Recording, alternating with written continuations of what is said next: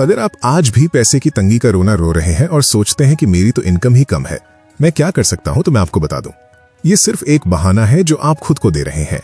आज मैं आपको वो 12 अचूक नियम बताने वाला हूं जो आपकी जेब नहीं बल्कि आपकी सोच को अमीरों वाला बना देंगे। और याद रखिए, आचार्य चाणक्य कहते थे कि दरिद्रता यानी गरीबी धन की कमी नहीं है बल्कि बुद्धि का नाश है। जब सोच बदलती है तो कम इनकम भी आपको एक बड़ा साम्राज्य बनाकर दे सकती है। दोस्तों, जरा एक पल के लिए दुनिया से झूठ बोलना बंद कीजिए और खुद से एक कड़वा सवाल पूछिए। क्या कभी आपके साथ ऐसा हुआ है कि रात का सन्नाटा हो, आप बिस्तर पर लेटे हो, लेकिन नींद कोसों दूर हो क्योंकि दिमाग में सिर्फ एक ही डरावनी फिल्म चल रही है? कल का खर्च कैसे निकलेगा? क्या कभी ऐसी नौबत आई है कि आपकी जेब में सिर्फ 200 या 300 रुपए बचे हों और तभी अचानक घर में कोई बीमार पड़ जाए या किसी रिश्तेदार की शादी का कार्ड आ जाए? उस वक्त इंसान की जो हालत होती है वो किसी को बताई नहीं जा सकती। क्या कभी आपने बाथरूम में नल चलाकर या तकिए में मुंह छिपाकर अपने आंसू पोंछे हैं और खुद से पूछा है, यार मैं गधे की तरह मेहनत करता हूं, फिर भी मेरे ही नसीब में ये पैसे की किल्लत क्यों लिखी है? अगर हाँ, तो सुनिए, आप अकेले नहीं हैं। भारत के करोड़ों लोग रोज इसी घबराहट के साथ उठते हैं और इसी डर के साथ सोते हैं। सुबह की भागदौड़, शाम की थकान, महीने के अंत में वही खाली हाथ और मन में एक ही सवाल, क्या मेरी पूरी जिंदगी बस बिल भरने में निकल जाएगी? लेकिन आज मैं आपको एक ऐसी सच्चाई से मिलवाने वाला हूं जो न तो आपके स्कूल ने बताई, न कॉलेज ने सिखाई और न ही किसी ने आपको बैठाकर समझाई। कड़वा सच ये है कि इंसान कम कमाई की वजह से गरीब नहीं रहता।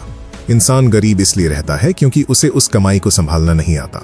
आचार्य चाणक्य कहते हैं कि जिस प्रकार एक छोटे से छेद वाला घड़ा कभी नहीं भर सकता, चाहे उसे समुद्र में ही क्यों न डाल दिया जाए, उसी प्रकार बिना प्रबंधन के इंसान कभी अमीर नहीं बन सकता, चाहे उसकी कमाई लाखों में क्यों न हो।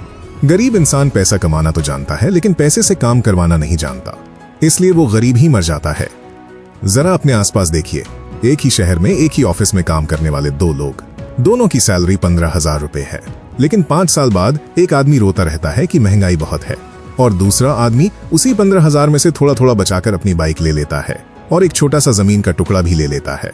क्या ये किस्मत का फर्क है? नहीं, ये फर्क है अर्थशास्त्र का, ये फर्क है चाणक्य नीति का। आज मैं आपको उस चक्रव्यूह से बाहर निकालने आया हूं जिसमें आप बरसों से फंसे हुए हैं। आज हम उन 12 सूत्रों, उन 12 नीतियों के बारे में बात करेंगे जो आपको धनवान बनाएंगी। अगर आपने अगले कुछ मिनट मुझे ध्यान से सुन लिया तो मैं वादा करता हूं आपकी सैलरी आज भी वही रहेगी, लेकिन आपकी जेब में पैसा बचना शुरू हो जाएगा। तो चलिए पहली नीति की ओर बढ़ते हैं। पहली नीति है अपने छिद्रों को पहचानना। आचार्य चाणक्य कहते थे कि जिस राजा को यह नहीं पता कि उसके खजाने में रिसाव कहां से हो रहा है, उसका राज्य सोने का बना होने के बाद भी नष्ट हो जाता है। हमारी जिंदगी भी उस फूटे हुए घड़े जैसी हो गई है। हम सोचते हैं कि जिस दिन मेरी सैलरी बढ़ जाएगी उस दिन सब ठीक हो जाएगा, लेकिन सच यह है कि जब तक छेद बंद नहीं होगा, सैलरी बढ़ने से कुछ नहीं होने वाला। अमीर बनने का पहला नियम ये नहीं है कि ज्यादा कमाओ, पहला नियम है देखो कि गंवा कहां रहे हो। ज्यादातर लोग कहते हैं कि हमें बजट बनाने की क्या जरूरत है, हमें तो पता है हमारा पैसा कहां जाता है, रेंट में जाता है, खाने में जाता है। लेकिन यह आधा सच है। आपका पैसा वहां नहीं जाता जहां आप सोच रहे हैं, आपका पैसा वहां जाता है जहां आपका ध्यान ही नहीं है। कभी 50 रुपए का ऑनलाइन फूड ऑर्डर, कभी 100 रुपए की कैब, कभी दोस्तों के साथ चाय सुट्टा, कभी बस यूं ही बाजार गए और 200 रुपए का प्लास्टिक का सामान उठा लाए। आपको लगता है कि ये 10-20 रुपए से क्या फर्क पड़ता है, लेकिन चाणक्य कहते हैं कि बूंद बूंद से ही घड़ा भरता है और बूंद बूंद से ही घड़ा खाली भी होता है। तो आपको आज से, अभी से एक तपस्या शुरू करनी होगी। अगले 30 दिनों तक एक छोटी सी डायरी अपनी जेब में रखिए और कसम खा लीजिए कि अपनी जेब से निकला हुआ एक रुपया उस डायरी में लिखेंगे। चाहे आपने 1 रुपए की टॉफी ही क्यों न ली हो, उसे लिखिए। शुरुआत में आपको ये बहुत अजीब लगेगा, आपको लगेगा कि मैं क्या कंजूसों वाला काम कर रहा हूं, लेकिन 10 दिन बाद जब आप उस डायरी को देखेंगे तो आपके पैरों तले जमीन खिसक जाएगी। आप देखेंगे कि जिस चाय को आप मामूली समझते थे उस पर आपने महीने में 1000 रुपए उड़ा दिए। जिस ऑनलाइन शॉपिंग को आप जरूरत बताते थे वो असल में सिर्फ एक लत थी। ये लिखना क्यों जरूरी है? क्योंकि चाणक्य नीति कहती है कि शत्रु को देखे बिना उसे हराया नहीं जा सकता और आपके फिजूल खर्च ही आपके शत्रु हैं। जैसे ही आप खर्च लिखना शुरू करते हैं आपका दिमाग जाग जाता है। अगली बार जब आप जेब से 100 रुपए का नोट निकालेंगे तो आपका हाथ रुकेगा और बस यही वो पल है जब आपकी गरीबी हारने लगती है।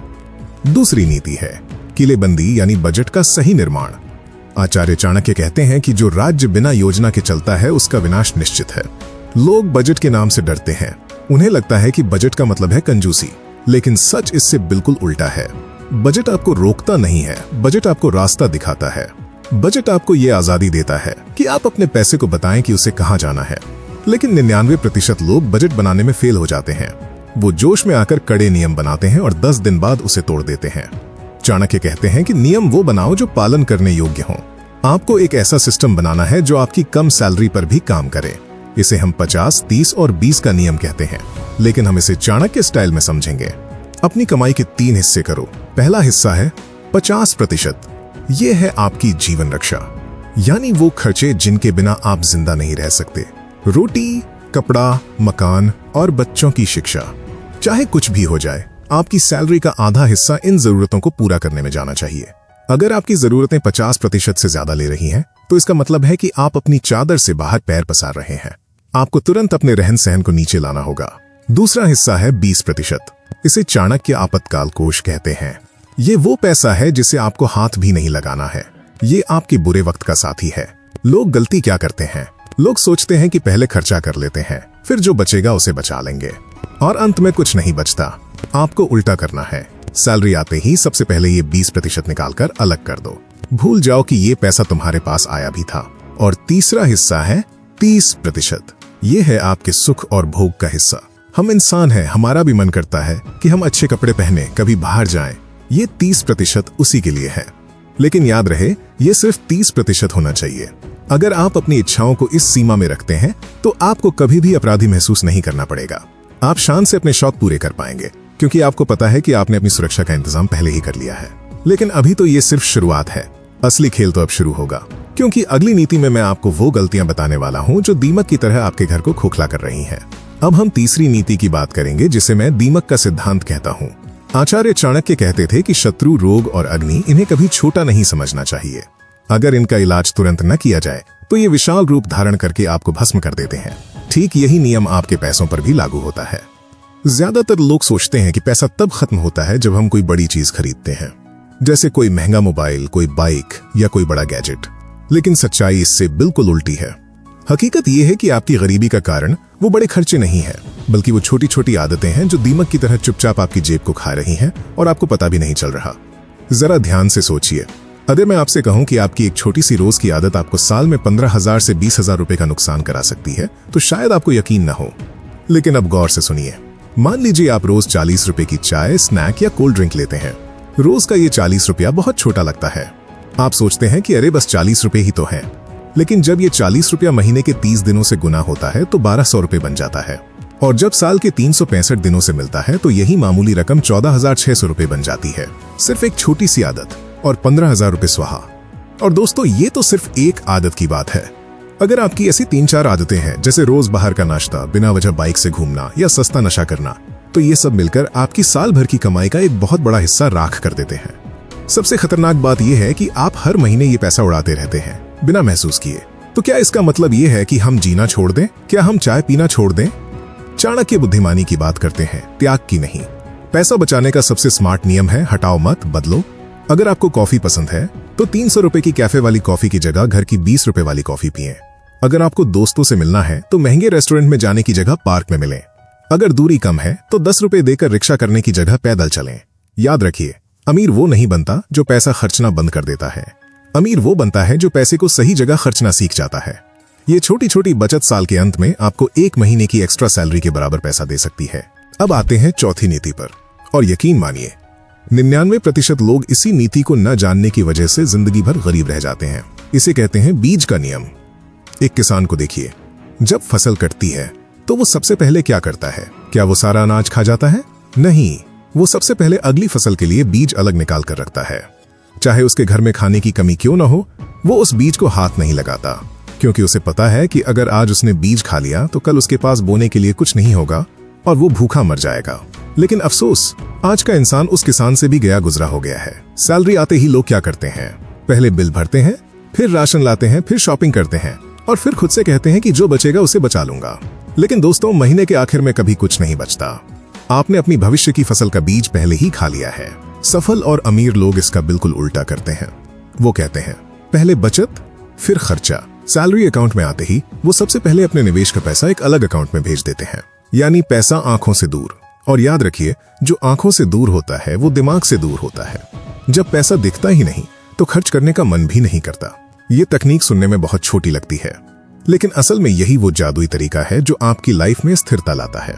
ये सिर्फ पैसा नहीं बचाता, ये आपके दिमाग को ट्रेन करता है। आपका माइंडसेट बदल जाता है। आप सोचने लगते हैं कि मेरे खर्चे मेरी सेविंग के बाद शुरू होते हैं, मेरी सेविंग मेरे खर्चों के बाद नहीं। और यही एक छोटी सी प्राथमिकता कुछ सालों बाद आपको वो इंसान बना देती है जिसके पास हमेशा पैसा होता है। अब हम आते हैं 5वीं नीति पर, और ये नीति उन लोगों के लिए है जो कहते हैं कि भाई हम कितना भी बचा लें, हमारी तो सैलरी ही बहुत कम है, 10,000 में क्या ही बचेगा। तो सुनिए, चाणक्य कहते हैं कि अगर कुल्हाड़ी की धार कुंद हो तो पेड़ काटने में अधिक समय और अधिक ताकत लगती है, लेकिन अगर धार तेज हो तो काम मिनटों में हो जाता है। आपकी स्किल यानी आपका कौशल ही वो कुल्हाड़ी है। बहुत लोग ये गलती करते हैं, वो पूरी जिंदगी 10 या 15,000 की नौकरी करते रहते हैं और रोते रहते हैं। वो कभी ये नहीं सोचते कि मैं ऐसा क्या सीखूं जिससे मेरी वैल्यू बढ़ जाए। वो नए मोबाइल पर 20,000 खर्च कर देंगे, लेकिन कोई नई स्किल सीखने के लिए, कोई कोर्स करने के लिए 500 रुपए खर्च नहीं करेंगे। गरीब सोच कहती है मेरे पास पैसा कम है, मैं क्या कर सकता हूँ। अमीर सोच कहती है मेरे पास कम है, लेकिन मैं अपनी वैल्यू कैसे बढ़ा सकता हूँ। याद रखिए दोस्तों, पैसा बचाने से आप सुरक्षित तो हो जाएंगे, लेकिन अमीर बनने के लिए आपको अपनी कमाई बढ़ानी ही होगी। और कमाई तभी बढ़ती है जब आपकी योग्यता बढ़ती है। अगर आप आज 1 घंटा एक्स्ट्रा लगाकर कंप्यूटर सीख लेते हैं, इंग्लिश बोलना सीख लेते हैं या कोई ऑनलाइन काम सीख लेते हैं, तो कल आपकी सैलरी 15,000 से 25,000 हो सकती है।